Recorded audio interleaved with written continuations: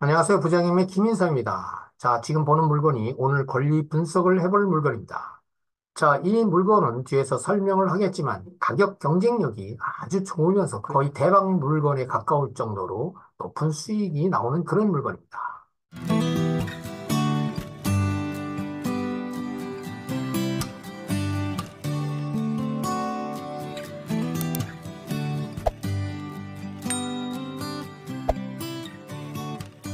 대전광역시 대덕구 석봉북로 9번길 18, 토지 소재지로는 석봉동 307-20번지에 소재하는 지상 4층 상가주택입니다. 이 건물의 감정 가격이자 최초 매각 가격은 18억 8천여만 원에 시작해서 이번 차수 3회차입니다.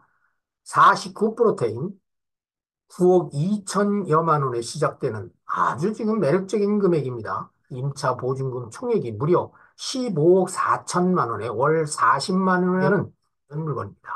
사건 번호는 2023타경 5939 임의경매로 시작돼서 이번 차수 3회차에 매각기일은 2월 19일에 대전지방법원에서 진행하는 물건입니다. 최초 매각 가격이 18억 7,956만 3,430원에 시작해서 이번 차수 3회차로 49%대인 9억 2,098만 6천 원에 시작되는 아주 매력적인 금액이고 입찰 보증금은 10%를 준비를 하면 됩니다. 매각 목록을 보니까 토지하고 건물하고 제시의 부분이 있는데 세 부분이 이제 일괄 매각으로 진행을 하고요. 토지 면적이 큽니다. 471.3평방미터에 142.6평이나 되는 넓은 평수를 가지고 있는 그런 물건인데 이 정도 물건이면 보통 반으로 분할을 해서 건물 두 동도 질 수 있는 그런 토지 면적인데 건물 한 동만 졌는데 면적이 큽니다. 707.38평, 214평이나 되는 근린 다가구 주택으로서는 대형급에 속한다. 자, 이렇게도 분석이 됩니다. 일반 건축물 관리대장입니다.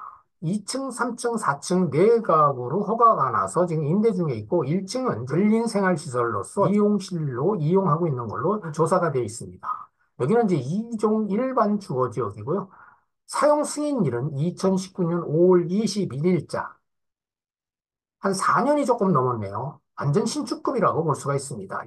자, 토지 이용계획 확인원입니다. 2종 일반 주거지역에 지구 단위 계획으로 설정되어 있습니다. 재정비 촉진 지구라고 해서 향후에 또 그 재정비, 재개발로 이루어지는 경우에는 상당히 또 기대감이 되는 지역이기도 합니다.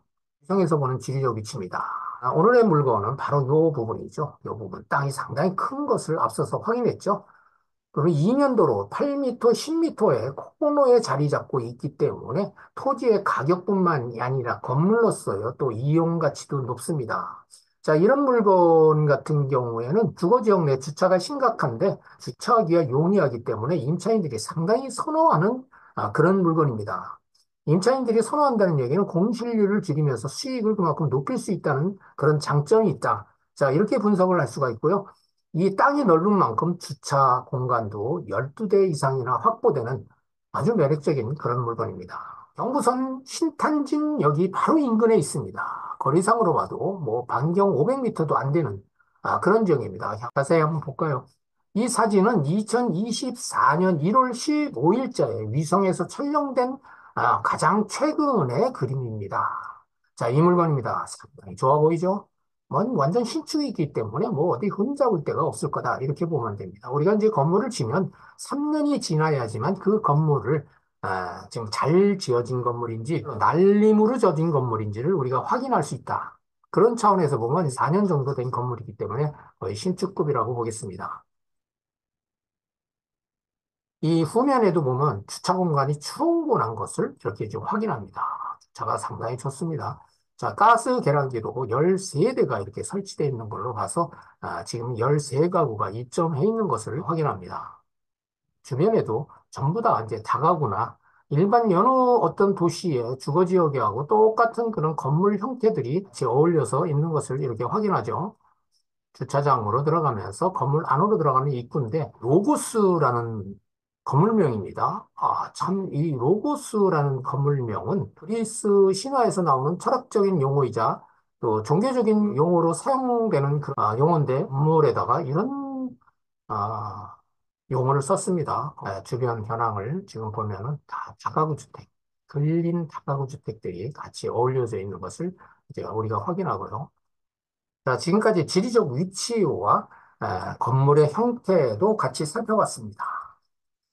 자, 오늘의 물건은 감정 가격이 18억 7,956만 3,430원에 이제 시작되는 것을 감정 평가서에서 확인하고요. 이 감정 시점은 2023년 7월 28일자에 했기 때문에 이 시점이나 지금 시점이나 가격의 변동폭은 그렇게 없지 않냐. 자, 이렇게 지금 볼 수가 있고요.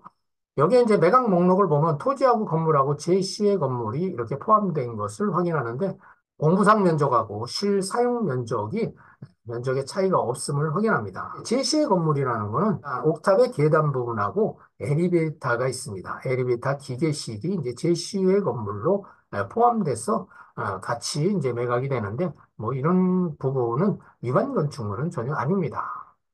자, 이 부분이죠. 옥상에 있는 기계실과 옥탑 계단실. 이게 이제 제시의 건물입니다. 자, 이 물건의 임차 보증금 현황을 살펴보겠습니다. 자, 이 건물은 임대차 기간이 2019년 7월부터 시작해서 2022년도 7월 달까지 임대차가 형성된 것을 임차인들이 권리 신고로서 확인된 그런 기간입니다. 자, 임차인들이 권리 신고한 금액을 보면은 2층 부분 4호까지가 있습니다. 네 가구가 있죠. 그래서 보증금 총액이 5억 1,500만 원이 발생하고 또 3층 부분에서도 5억 3천만 원이 발생하고 4층 부분에도 4억 9,500만 원이나 발생합니다. 자, 이 물건 같은 경우에는 면적이 똑같습니다.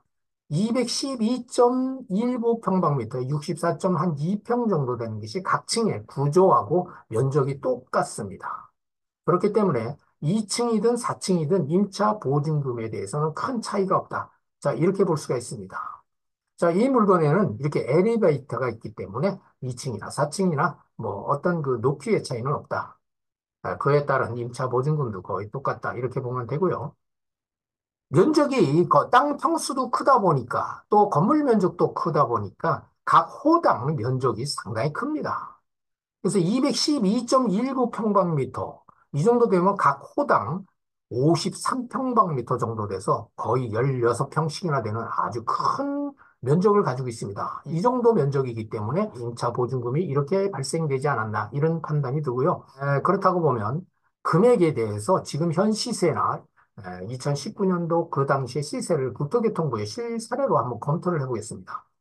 자, 이건 매매 시세입니다. 매매 시세는 지금 이 지역은 워낙 노후된 작은 평수의 단독주택들이 주류를 이루고 있는 지역이기 때문에 거의 작은 평수들이 많이 거래가 되고 있는 걸로 이렇게 확인이 됩니다. 여기 뭐 대지가 한 54평 정도, 2억 6천. 거의 작은 평수들만 거래가 되고 있죠. 전월세 시세를 보겠습니다. 2019년도를 한번 볼까요? 그 당시 시세가 어떻게 됐나? 2019년도. 자, 우리가 이제 53평방미터 전에 거의 한 16평 정도 되는 면적을 가지고 있죠. 그런 면적의 전세 보증금이 어떻게 되나? 같은 면적, 비슷한 면적이 잘 눈에 안 띄네요. 59.4평방미터가 1억이네요. 그 당시에 지금 시세가 잘 안 나왔네요. 50평방미터 9,500, 1억 5천, 뭐 이렇게 나와 있습니다. 자, 그런데 뭐 그 당시에 완전 신축급이었기 때문에 신축에 대한 또 프리미엄이 상당하죠. 자, 2024년도에는 지금 어떻게 됩니까? 자, 57.76평, 우리가 한 53평방미터 정도 되는데 1억 4천에 50만 원입니다. 아유, 엄청나게 비싸네요. 같은 석봉동 일대입니다. 해당 물건 주변지 일대입니다. 자, 그렇다고 보면 우리 물건이 그렇게 결코 임차 보증금이 비싼 게 아니었다. 이렇게 지금 분석이 됩니다. 이것도 9,500이네요. 50평방미터 정도가. 그리고 뭐, 3천에 50. 이, 우리 면적은 상당히 큰 면적에 속합니다. 53평방미터면은 16평 정도가 되기 때문에, 임차 보증금은, 지금 시세에 맞게 낮다. 좀 이렇게도 분석이 됩니다. 자, 주변의 매물 시세 보겠습니다. 오늘의 물건은 바로 요, 홍헤어샵이라는 요 물건이죠. 자, 요 물건이었고, 앞서 설명한 대로 바로 그 신탄진역 바로 인근 역세권에 있는 그런 주거지역 내 상가주택으로서 상당히 지리적 위치가 좋아서 임차 수요는 충분할 거다. 공실률이 그만큼 적다. 이렇게도 볼 수가 있는 그런 물건입니다. 자, 여기 물건이 이제 뭐 많이 나와 있지 않기 때문에 또 면적이 작은 오래된 단독주택 위주의 건물들이 상당히 많은 그런 지역이기 때문에 해당 물건을 비교할 물건이 마땅치는 않지만 한번 비교를 해볼까요? 여기 물건이 있네요. 이건 15억 5천에 나왔네요. 자, 면적을 보니까 약 한 87평 정도 됩니다. 대지가. 우리는 142평이나 되죠.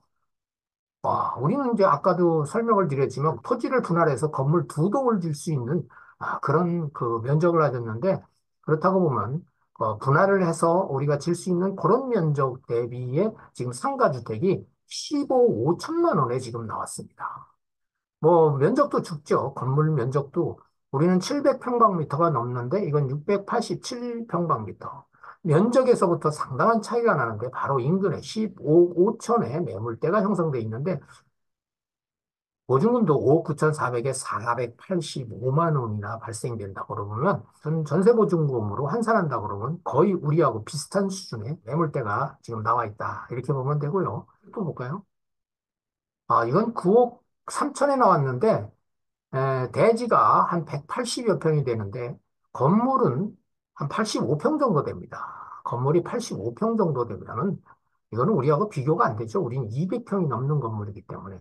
지금 오늘의 물건도 감정 가격을 보면 토지 가격보다도 건물 가격이 더 높은 가격으로 감정된 것을 알 수가 있죠. 그만큼 요즘 건축비가 너무 비쌉니다. 거의 잘 지면은 요즘 다가구 주택 건생 이런 정도는 1,000만 원까지도 얘기할 정도로 보통 지면 700만 원이죠, 평당. 엄청납니다. 그런 차원에서 이 면적하고 우리 면적하고 비교를 하다 보면 그건 차이가 안 되죠. 이런데도 불구하고 9억 3천만 원입니다. 자, 우리 물건하고 매물대하고 잘 비교를 해보세요.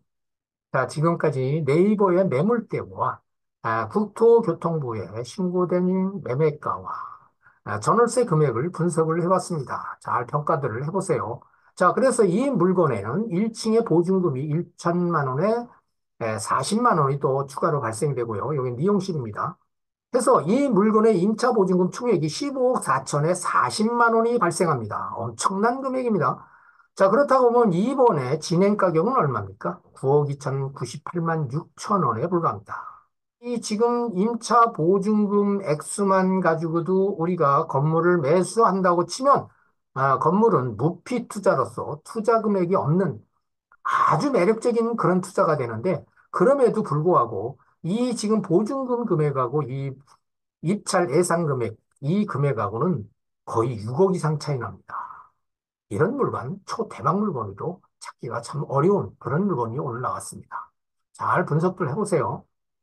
등기부 등본입니다. 토지 부분은 이제 주 아무개가 이제 소유자로 돼 있고 임의경매 개시 결정이 들어와 있고 건저당 설정이 이제 들어와 있는 것을 확인합니다. 등기부 등본 좀 깨끗한 그런 상태입니다. 토지 부분에서는 건물을 볼까요? 자, 건물도 토지 소유자하고 같은 이제 소유를 하고 있고요. 자, 이 건물은 소유권이 19년 5월 23일자에 이제 소유권 보존 등기를 한 이래 지금까지 임대 수익 중에 있다가 2023년 7월 25일자에 한밭 새마을 금고에서 임의 경매를 신청해서 시작된 물건입니다. 근저당 금액은 8억 4천이고 청구 금액이 7억 1,176만 5,980원. 취하될 수 있는 그런 금액은 아니죠. 높은 금액이기 때문에. 자, 권리 설정 내용을 보면 압류가 한 건 있고요. 근저당이 방금 설명한 대로 새마을금고에 한 건 있고요. 임차권이 네 건이나 있습니다.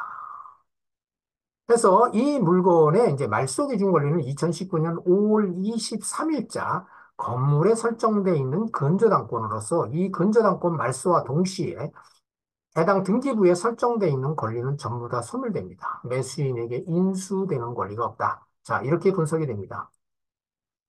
매각물건 명세서입니다. 매각물건 명세서를 통해서 임차인의 대항력 유무를 분석하는 것이 상당히 중요합니다. 등기된 부동산의 권리 또는 가처분으로 그 매각으로 효력이 소멸되지 않는 것, 소멸되지 않는 권리는 없습니다. 전부 다 소멸되기 때문에 여기 이제 해당 없음, 해당 없음, 권리 상태 깨끗하다. 자, 이렇게 분석이 되고요.